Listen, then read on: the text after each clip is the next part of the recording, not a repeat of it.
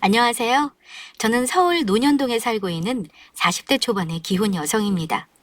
저는 얼마 전까지만 해도 시어머니와 유독 사이가 좋았는데요. 밖에 나가면 친모녀 사이가 아니냐는 오해를 받을 정도로 서로 위하고 챙겨주는 아주 애틋한 사이였죠. 그러나 누가 알았겠습니까? 그런 시어머니가 시동생이 결혼하고 새로 동서가 들어오자 돌변하실 줄이요. 새로 동서가 들어오자 저와 동서를 차별하며 비교하는 것도 모자라 저를 박대하고 모진 말들로 구박하며 괴롭히기 시작했던 것입니다.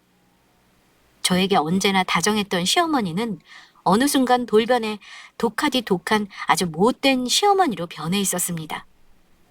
아직도 저를 표독스러운 눈초리로 바라보던 시어머니의 눈빛이 잊히지가 않습니다. 시어머니는 시아버지를 일찍 떠나보내시고 홀로 남편과 시동생 두 아들을 키워낸 분이었습니다. 그만큼 강단도 있으셨고 혼자 두 아들을 키워내며 힘든 일을 많이 겪어서인지 이해심도 넓으신 편이었죠. 그나마 다행이라면 시아버지가 떠나시면서 남기신 유산이 있어 넉넉하지는 않았지만 먹고 사는 데는 크게 지장이 없었다는 것이었습니다. 중간중간 추가로 돈이 필요할 때면 시어머니께서도 따로 일을 나가셨고요. 그래서인지 아이를 키우며 남편과 맞벌이를 하는 저를 보며 가슴 아파하셨던 것도 시어머니였습니다. 그래서 저를 보면 시어머니의 젊은 시절이 생각난다며 몹시 안타까워하셨죠. 요즘 회사 다니기 힘들지 않아? 영진이도 회사에서 인정받아 팀장으로 승진했겠다. 너희들이 예전처럼 형편이 어려운 것도 아니고 이제 좀 쉬는 게 좋지 않겠어? 아니에요, 어머니. 물론 이제 그이 혼자 벌어도 저희 돈 걱정 없이 편히 살 수 있는 형편이지만 버릇이 돼서 그런가 저는 일하는 게 좋더라고요. 창현이도 초등학교 6학년이라 곧 있으면 중학교 올라가고 앞으로 대비해서 더 열심히 살아야죠. 아이고, 그래도 내가 보기 안타까워서 그렇지. 젊었을 때 가진 것 없는 우리 영진이한테 시집와서 창현이 키우면서 직장 생활까지 하고 아가, 네가 얼마나 고생했어. 물론 지금이야 남부럽지 않게 잘 살고 있어 안심이지만 그만큼 고생했으면 이제 편히 쉬어도 되지 않겠어? 아가, 너 보면 내가 항상 미안하고 고맙고 그래. 우리 집이 일어선 것도 아가 네가 고생해서 우리 영진이 뒷바라지 해준 덕분이다. 어머니 그렇게까지 생각해 주시고 정말 감사해요. 하지만 그이도 정말 열심히 살아는걸요? 그리고 어머니도 저희 힘들 때마다 곁에서 힘이 되어주셨잖아요. 저는 우리 가족 모두 열심히 똘똘 뭉쳐서 살았기에 힘든 고비도 넘기고 지금처럼 잘 살게 되었다고 생각해요. 어머니, 우리 앞으로도 지금처럼 행복하게 살아요. 그래, 그러자꾸나. 그래도 힘든 일 있으면 언제든지 이야기하고. 혹 영준이가 속썩이거든. 꼭 시어미한테 말해야 한다. 그랬다가는 내가 이놈을 당장 가만두지 않을 거니까. 네, 어머니. 하지만 그럴 일은 없을 것 같아요. 어머니도 아시잖아요. 그게 언제나 저한테 잘하는 거예요. 앞으로도 어머니 마음 편하시도록 저희 두 사람 더욱 잘 살겠습니다. 오냐 오냐. 우리 아가 말만 들어도 내가 배가 부른다. 그런데 사람 변하는 건 한순간이라더니 그 이야기가 바로 저희 시어머니를 두고 한 소리라는 걸 누가 알았겠는지요. 시어머니가 갑작스레 변한 것은 시동생이 결혼을 하겠다면서 동서를 데리고 시댁에 방문했을 때부터였습니다. 동서는 시어머니에게 잘 보이겠다며 시어머니에게 드릴 선물을 바리바리 싸들고 왔었죠. 그 선물들을 보자 시어머니는 입이 귀에 걸리시더니 좋아서 어쩔 줄 몰라 하시는 것이었어요. 그도 모자라 동서가 대기업 다닌다는 말에 시어머니는 굉장히 반가워하더니 저를 대놓고 무시하며 냉대했습니다. 정말 이게 전부 다 내 선물이란 소리니? 예, 어머니. 앞으로 어머니 둘째 며느리로 잘 부탁드린다는 제 뇌물이에요. 어머니 많이 부족하지만 앞으로 잘 부탁드립니다. 우리 첫째도 인사하러 왔을 때 딸랑 소갈비 하나뿐이었는데 비싼 화장품에 옷들에 가방에 신발에 과일 바구니에 이게 다 얼마야? 그간 있는 며느리한테도 뭘 제대로 받아본 적이 없었는데 우리 둘째 며느리 덕에 내가 뒤늦게 아주 호강하게 생겼네. 이 정도는 돼야 우리 집 며느리지. 이제야 내가 제대로 된 며느리를 보는 것 같구나. 역시 대기업 다니는 며느리라 그런지 틀리긴 틀리네. 아이고, 엄마, 그게 무슨 말이야? 우리 집 사람이 왜 해준 게 없어? 때마다 보너스 받아서 엄마 용돈 드리고 보약해드리고 엄마 아파서 병원에 입원했을 때도 회사까지 쉬면서 엄마 병수발 들어줬잖아. 큰애 너는 지금 그걸 말이라고 하니? 그거랑 이 비싼 명품 화장품이랑 옷이랑 비교가 되겠어? 첫째야 뭐하니? 우리 대기업 다니는 둘째가 밥 먹게 소갑이 재워놨던 거랑 반찬들 해서 상 좀 차려봐라. 아휴, 나는 우리 둘째 아가랑 이야기 좀 더 해야겠다. 그때부터였죠. 시어머니와 동서가 서로 죽고 못 사는 사이가 된 것은요. 그 이후 시댁에 갈 때면 저는 시어머니와 동서 사이에서 외톨이의 찬밥 신세를 면치 못했습니다.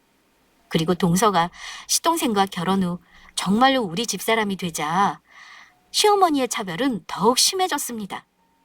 한마디로 시어머니가 볼 때 저는 어디에도 두기 싫은 못난 며느리였고 동서는 눈에 넣어도 아프지 않는 잘난 며느리가 된 것입니다.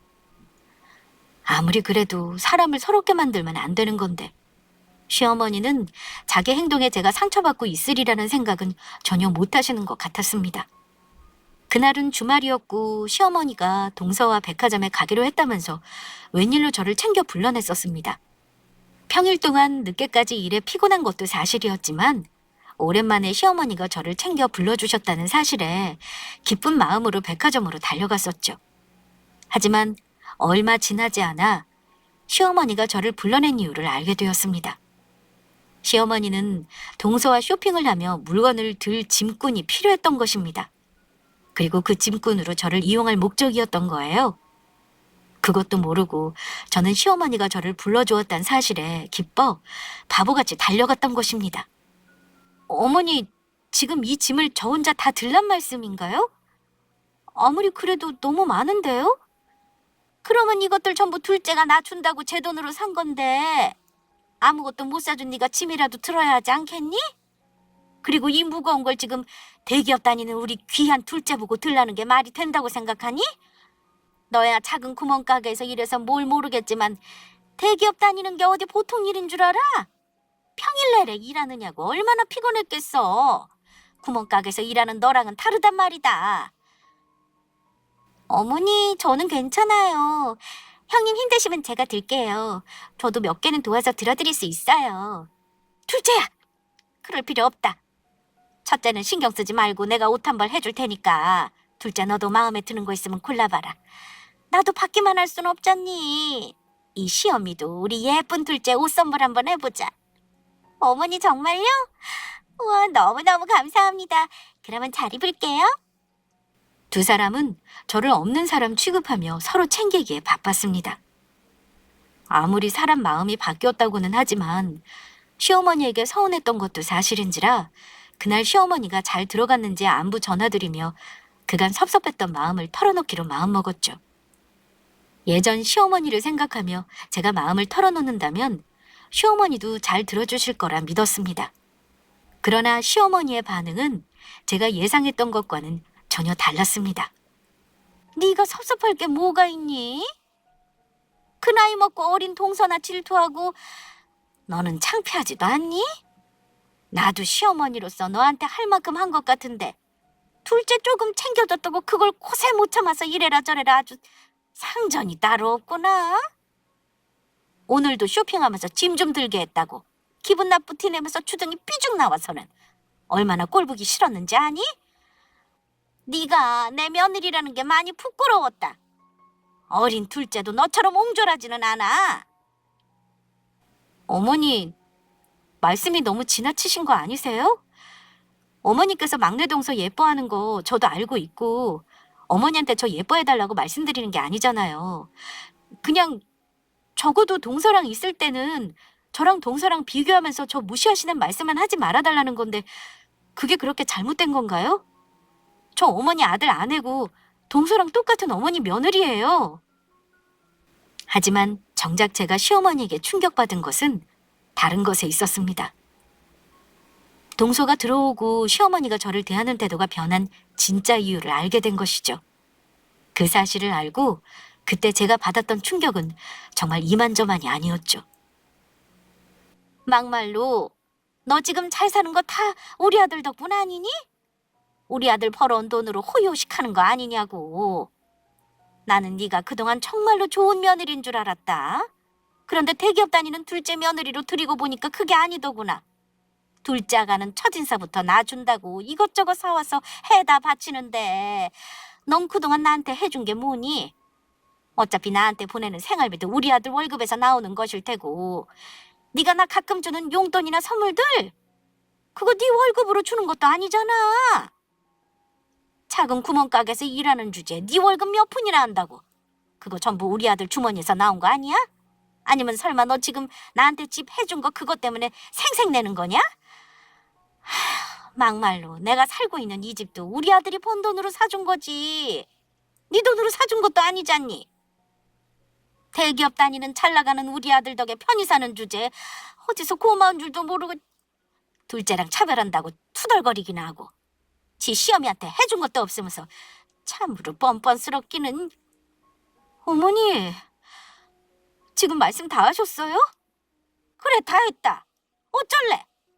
어머니 결국 지금까지 동서랑 저 차별하신 거 동서가 단순히 대기업 다녀서 그런다고 생각했는데 그게 아니었네요. 동서가 저보다 돈 많이 버는 것 같으니까 어머니께 저보다 더 많이 선물 드리고 용돈 드리는 것 같으니까 그것 때문에 차별하신 거였네요? 결국 돈 때문에 그러신 거였어요? 가는 정이 있어야 오는 정이 있다고. 당연한 거 아니니? 이럴 줄 알았으면 우리 영진이도 대기업 다니는 돈 잘 버는 능력 있는 며느리랑 결혼하라고 하는 건데 이래서 사람들이 대기업 하는 건데 맹추같이 나만 몰랐네. 시어머니가 동서와 저를 차별했던 이유는 다른 것도 아닌 바로 돈 때문이었습니다. 대기업에 다니는 동서가 저보다 더 많은 선물과 용돈을 드린다는 이유에서였죠. 그동안 힘들 때 어떻게든 어머니를 정성으로 보살피고 챙겨드리려 노력했던 저의 수고가 전부 물거품이 되어 돌아오는 순간이기도 했습니다.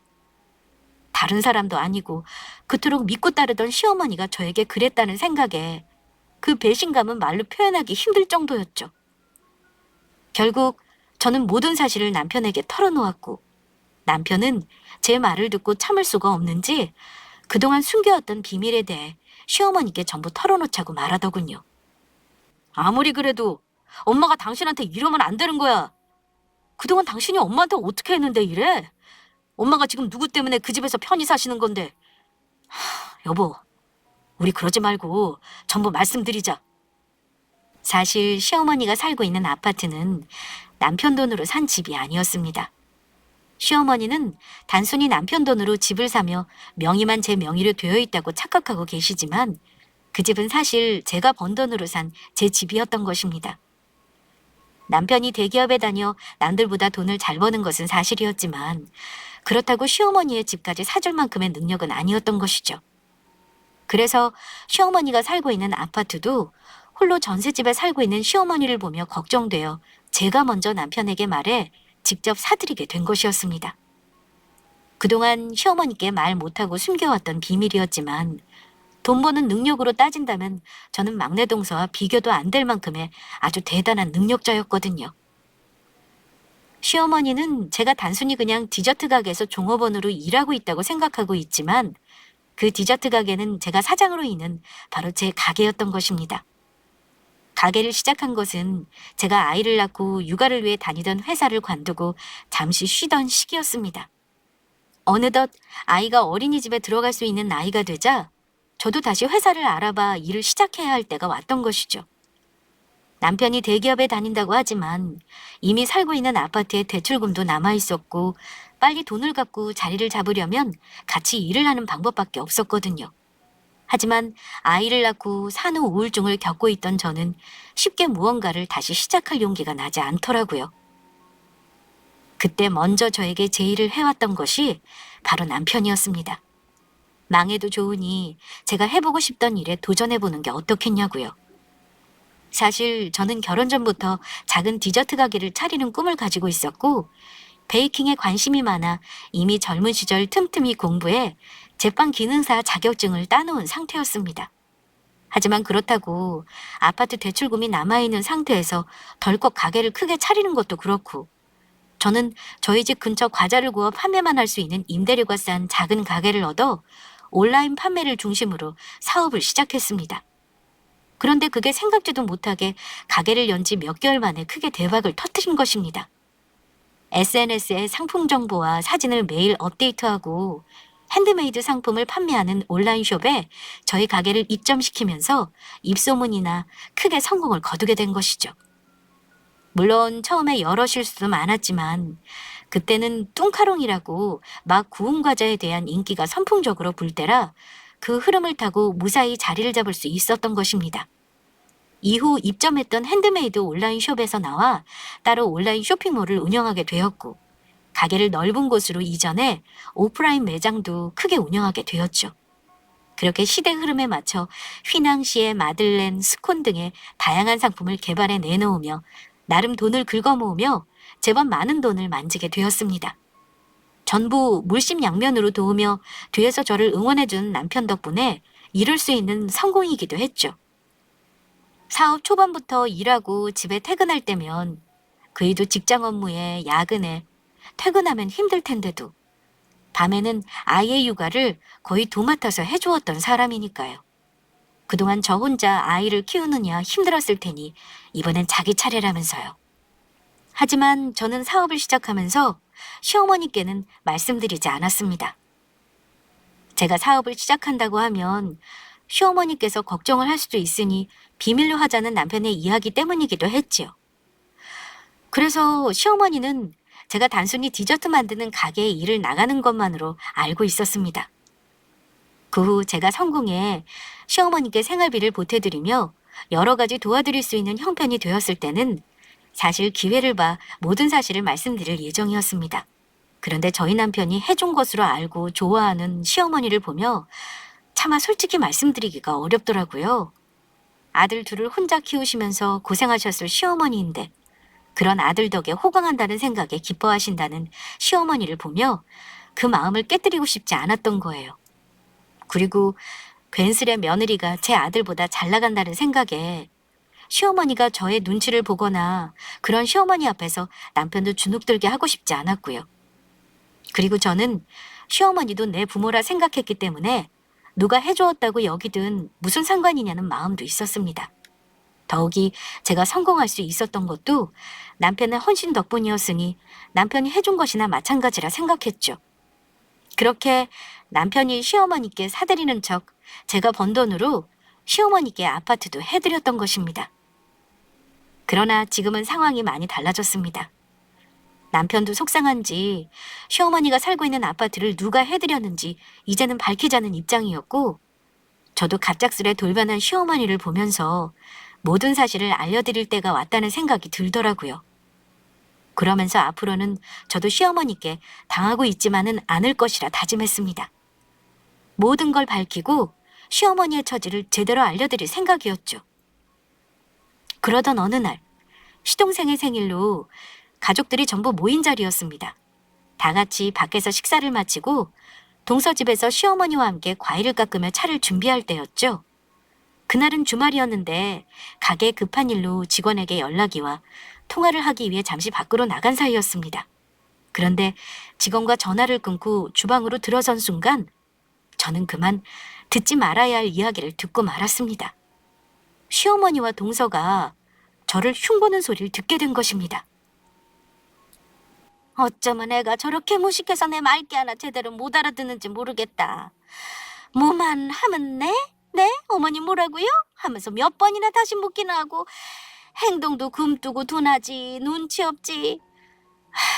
저거 아니었으면 우리 영진이 지금보다 더 잘 됐을 텐데 아주 안타까워 죽겠어.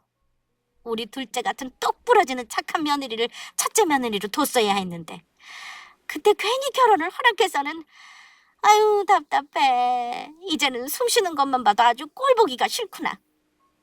그래도 어머니가 참으셔야지 어쩌겠어요. 제가 봐도 형님 눈치도 없고 행동도 둔하고 답답하더라고요. 그리고 말하는 거 보면 어떨 때 너무 싼티나서 같이 대화하기도 싫다니까요. 역시 그렇지. 네가 봐도 싼티나지? 내가 봐도 무식한 게 아주 가끔은 아주 상종하기도 싫다니까. 지금 두 사람 뭐 하시는 거예요? 저 흉본 거예요? 자리에 없는 줄 알았던 제가 나타나자 시어머니와 동서는 잠시 당황한 눈치였습니다. 하지만 그도 잠시. 시어머니는 언제 그랬냐는 듯 아주 당당하게 나왔습니다. 이제 더는 저한테 아쉬운 것이 없다는 듯이요. 그래. 흉 좀 봤다. 뭐 잘못이니? 임금님 없는 곳에서 임금님 욕도 한다는데 못할 게 뭐 있냐? 그리고 네가 제대로 맏며느리 노릇했으면 내가 널 욕했겠니? 제가 어머니께 또 못한 건 뭐가 있는데요? 제가 죄가 있다면 어머니께 정말 최선을 다해 해드린 죄밖에 없는 것 같은데요. 요즘 세상에 저 같은 며느리가 또 있는 줄 아세요? 어머니는 어른이나 되셨으면서 어린 동서 앞에서 저 흉보시는 거 창피하지도 않으세요? 창피하기는 뭐가 창피하다는 거냐? 그리고 막말로 네가 맏며느리면 뭐하니? 진짜 맏며느리 노릇은 우리 둘째가 다 하고 있는데.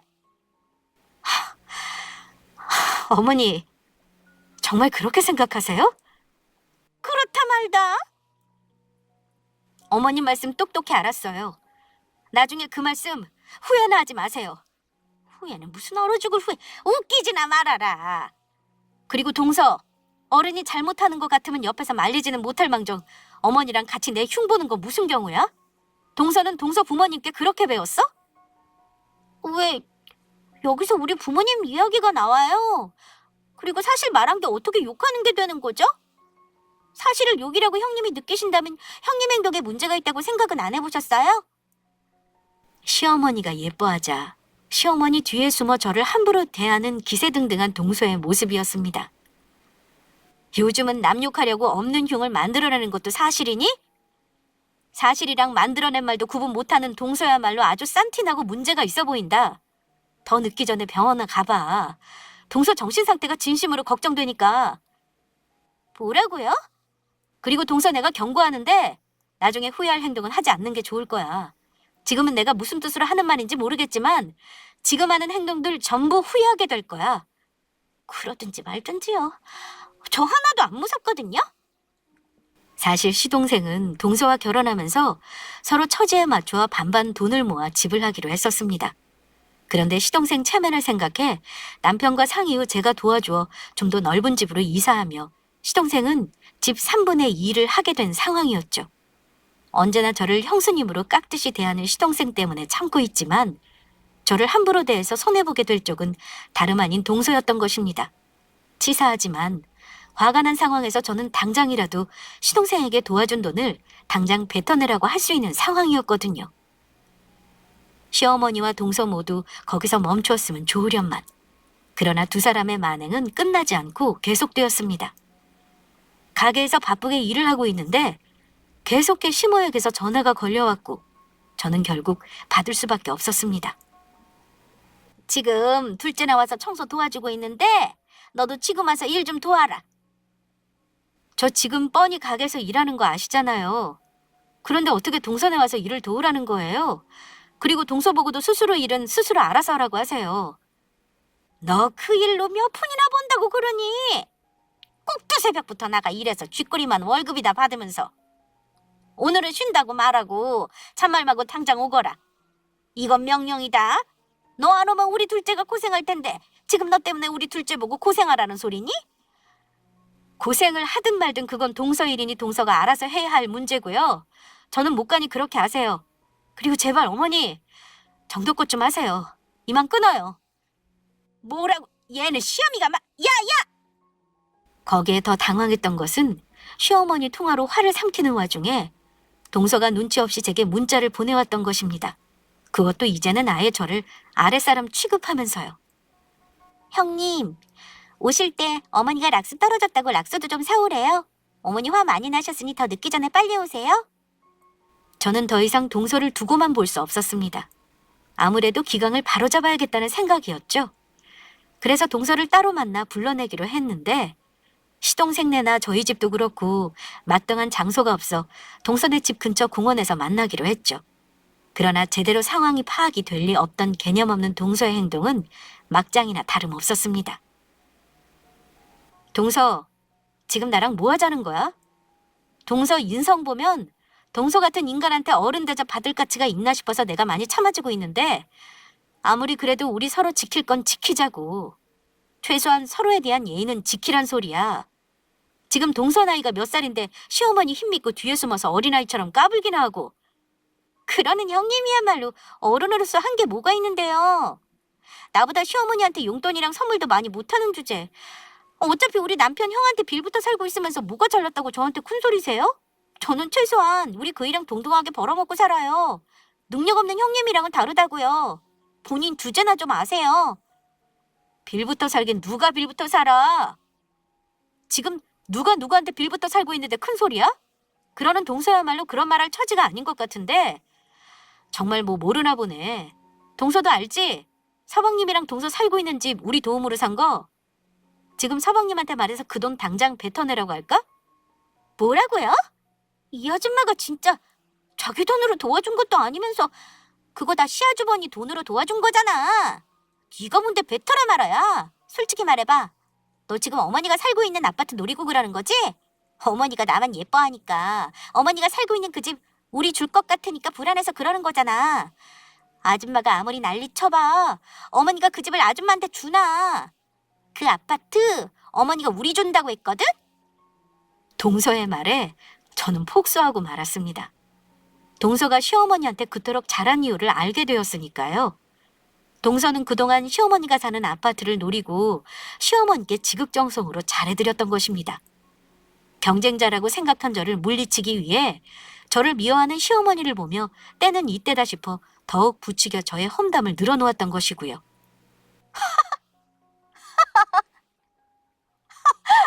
정말 웃기지도 않아서. 동서, 평생 어머니 옆에서 붙어서 백날 노력해봐. 그 집에 동서거가 될 수가 있나. 진짜 웃겨 죽겠네. 그래서 그렇게 어머니한테 잘했던 거였어? 그런데 이걸 어쩌나? 어차피 그 아파트 내 건데 영원히 동서 아파트 될 일 없다고. 나야말로 어이가 없네. 아줌마, 역시 그래서 날 괴롭혔던 거구나. 정말로 어머니 아파트 노리고 그런 거였어? 오늘 일 전부 내가 어머니한테 이를 거야. 어디 한번 일러봐. 하나도 안 무서우니까.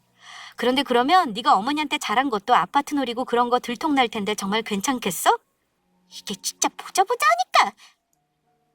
말로는 안 되겠는지 악에 바친 동서가 저한테 달려들었습니다. 하지만 그동안 베이킹한 실력으로 체력과 팔림을 키워온 저한테 동서는 상대가 안 되었죠.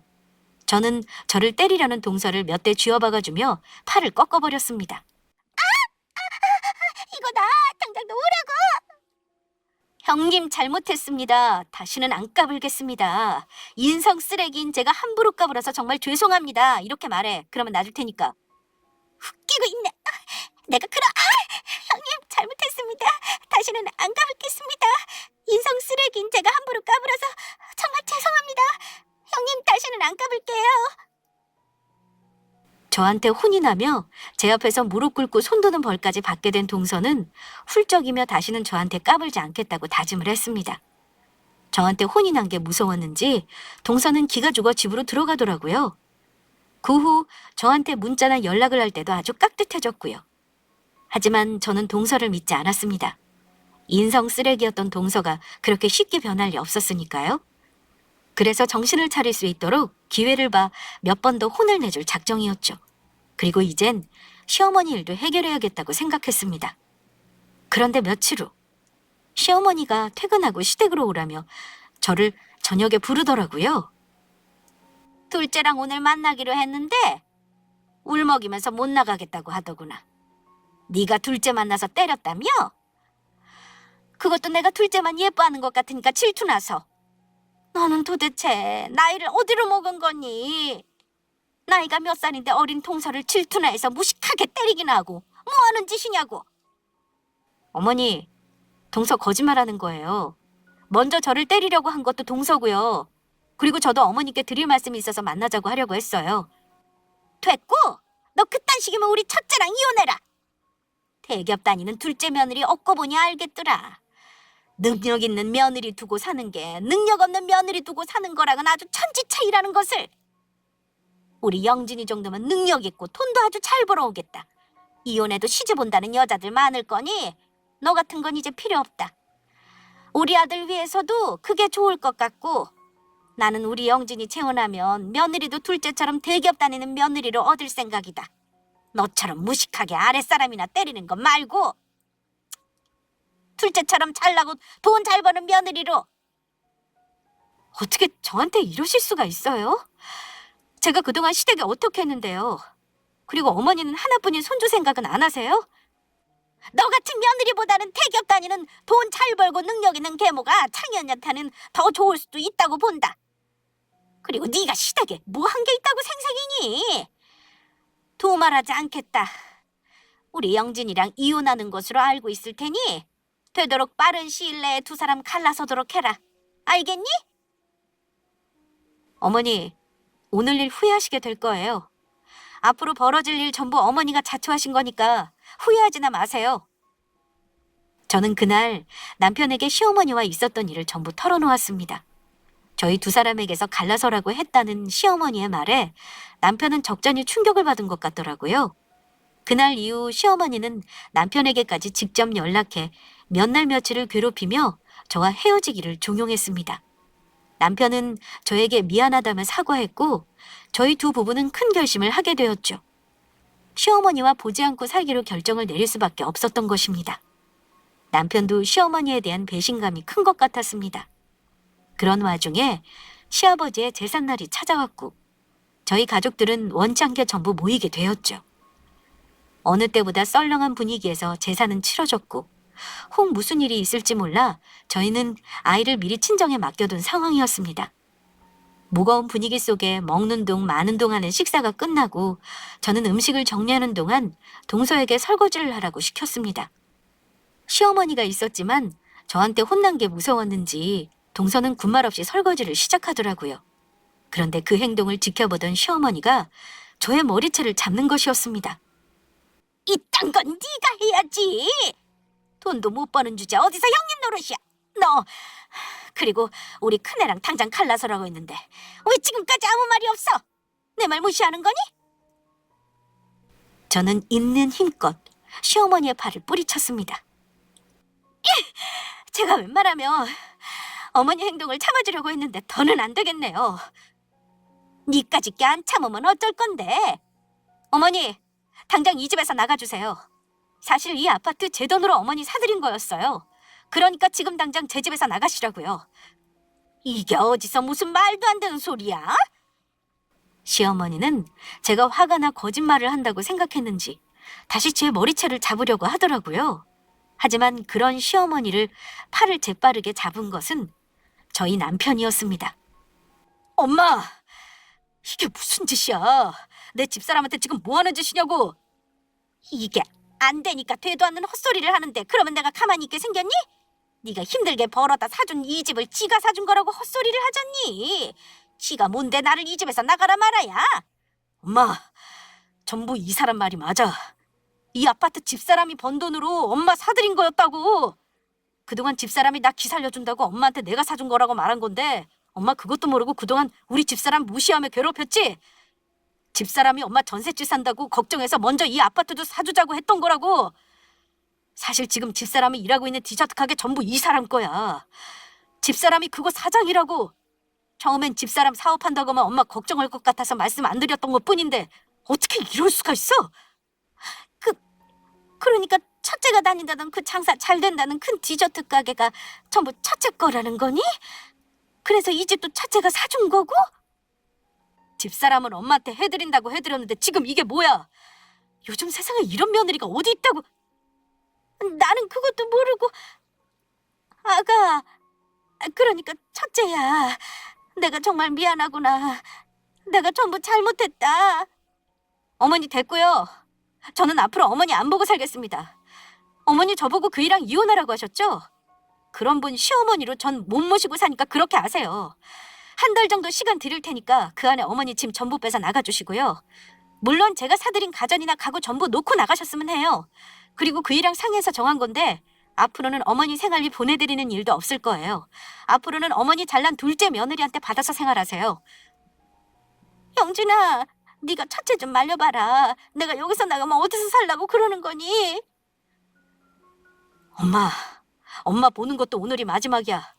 우리가 정말 고민 많이 했거든? 엄마 때문에 몇 날을 고민하며 같이 울었는지 몰라. 그런데 아무리 가슴 아파도 우리는 이렇게 부모와 자식 간의 연을 끊는 게 맞는 것 같아. 엄마 욕심 채우겠다고 나보고 우리 집사람이랑 이혼하라고? 엄마 욕심 때문에 엄마는 손주까지 엄마 없는 아이로 만들려고 했어. 잘 사는 우리 가정까지 깨트리려고 했다고. 미안하지만 나는 엄마보다 우리 집사람이랑 창현이가 더 중요해. 그러니까 엄마는 앞으로 엄마가 그렇게 좋아하는 둘째 며느리랑 같이 살아봐. 시어머니 옆에서 모든 상황을 지켜보던 동서도 남편의 말에 놀란 것인지 휘둥그레진 눈으로 저를 바라보더라고요. 그래서 전 그런 동서를 향해 몇 마디 해주었습니다. 동서 내가 살고 있는 그 집도 사실 내가 보내줘서 살 수 있는 집이야. 몰랐지? 우리 그이가 아니라 내가 번 돈, 내 돈으로 동서랑 서방님 사는 아파트 도와준 거라고. 그래서 내가 말했지? 후회할 행동은 하지 말라고. 지금 누가 누구한테 빌부터 사는 건데? 형님, 제가 그동안 까불고 예의 없게 굴어서 죄송해요. 그러니까 형님이 저희 집 살 때 도와주신 돈 제발 뱉어내려고만 하지 말아주세요. 제가 전부 다 잘못했어요. 됐고, 앞으로 동서도 다시는 나랑 얼굴 보는 일 없었으면 좋겠어. 너 같은 인간 내 손 아래 사람이라 여기고 싶지 않으니까. 동서가 서방님이랑 같이 사는 동안 두 번 다시 동서네 도와주는 일은 없을 테니까 그렇게 알고, 싼티 나는 이만 떠나줄 테니까 도와줬던 돈도 차근차근 전부 뱉어내는 게 좋을 거야. 형님, 제발요. 제가 전부 잘못했다니까요. 말을 마친 저와 남편은 시어머니 집에서 나오려고 했습니다. 그러자 시어머니는 남편과 저의 바짓가랑이를 붙잡고 놓아주지 않더라고요. 그 옆에서 동서는 제발 한 번만 봐달라며 빌기 바빴고요. 안 돼. 이렇게 절대 못 보낸다. 제발 다시 한 번만 생각해주면 안 되겠니? 내가 전부 잘못했다. 이 집에서 나가면 나보고 어디 가서 살라고. 영준아, 첫째 아가, 내가 다 잘못했다. 잘못했어. 형님, 제가 전부 잘못했다니까요. 저도 어머니께 넘어가 그랬던 거라고요. 저도 피해자예요. 결국 남편이 걸을 때마다 시어머니는 질질 끌려 나오게 되었고, 시어머니는 신발까지 짝짝이로 신은 채 주차장까지 저희를 따라 나오시더라고요. 차를 타고 떠나는 저희를 붙잡으려 애를 쓰는 시어머니였지만 저희는 뒤도 돌아보지 않고 시댁을 떠났습니다. 그 후 시어머니는 저희 집까지 찾아오며 수시로 저희 부부를 만나려 했지만 다시 한번 찾아왔다가는 호적을 봐서 나올 거란 남편의 경고에 더는 찾아오지 않게 되었습니다. 정말로 시어머니와 연을 끊게 된 것이죠. 이후 오갈 데가 없어진 시어머니는 동선에서 한동안 지내게 되었는데요. 그것도 오래가지는 못했던 것 같습니다. 동서가 시어머니한테 잘해주었던 이유는 시어머니의 아파트를 노리고 그랬던 것인데 그 아파트가 사실 시어머니 것이 아닌 게 시어머니 행동으로 전부 들통이 나게 되었으니까요. 동서는 그 일로 시어머니를 계속 구박했다고 합니다. 시어머니 때문에 잘 나가는 형님도 못 알아보고 밉보여서 얻어먹을 수 있는 콩고물도 못 얻어먹게 되었다면서 갚지 않아도 되는 큰돈까지 갚게 생겼다고요. 게다가 동서가 저에게 함부로 했다는 사실을 뒤늦게 알게 된 시동생은 그런 동서가 시어머니까지 구박하고 있다는 사실을 알고 많이 싸운 것 같더라고요. 그러다 결국 이혼까지 하게 되었고요. 동서가 시동생을 많이 좋아했는지 끝까지 매달렸지만 소용이 없었다고 합니다. 시동생과 동서는 이혼하면서 당연히 아파트도 팔게 되었고 서로 아파트를 살 때 본인들이 들인 돈만큼 정확히 나누어 정리했다고 합니다. 시동생은 시어머니와 저희가 연을 끊게 된 것이 자기가 결혼을 잘 못해 동서를 잘못 들여 그런 것이라고 생각한 것인지 미안하다고 사과를 하며 아파트를 살 때 보태주었던 돈을 저희에게 다시 돌려주었습니다. 그러면서 시동생도 시어머니한테 많이 실망한 탓인지 시어머니와 연을 끊게 되었고요. 그래서 시어머니는 결국 오갈 곳 없는 낙동강 오리알 신세가 되고 말았습니다. 더는 돌봐준 가족들도 없게 된 시어머니는 시아버지가 돌아가시며 남긴 조금 남은 유산으로 난방도 제대로 안 되는 옥탑방에 새를 구해 혼자 살고 계시다고 하네요. 사는 입에 풀칠은 해야 하기에 늦은 나이 식당에 들어가 설거지 일을 하게 되었고요. 가족들 모두 행복하게 살 수 있는 상황이었는데도 시어머니의 그릇된 행동이 스스로의 인생까지 망쳐버린 것입니다. 돈에 눈이 멀어 시어머니가 자초한 것이죠. 자식들에게까지 큰 상처를 안겨주면서요. 무엇보다 소중한 것은 돈도 아니고 재물도 아닌 서로를 아끼고 사랑하는 가족이라는 사실을 뒤늦게라도 시어머니께서 깨달으셨으면 좋겠습니다. 그리고 현재 저희 부부는 훌륭한 부모가 되기 위해 노력하며 하나뿐인 아들과 함께 행복하게 잘 살고 있습니다. 저희는 절대로 시어머니 같은 부모가 되지 않을 생각입니다. 우리 아이한테는 아무 조건 없이 아낌없이 사랑을 준 본받을 수 있는 좋은 부모로 남고 싶으니까요. 세상을 살며 무엇이 중요한지 알려줄 생각입니다. 돈보다 중요한 것은 서로 사랑하는 가족이 곁에 있다는 사실이니까요. 그래서 아이가 커서 훗날 저희를 떠올릴 때 보고 싶고 그리워할 수 있는 부모가 될 수 있도록 노력할 생각입니다. 저희가 훌륭한 부모가 될 수 있도록 멀리서라도 여러분들 모두 응원해 주시면 감사하겠습니다. 모두 행복하시고 건강하세요.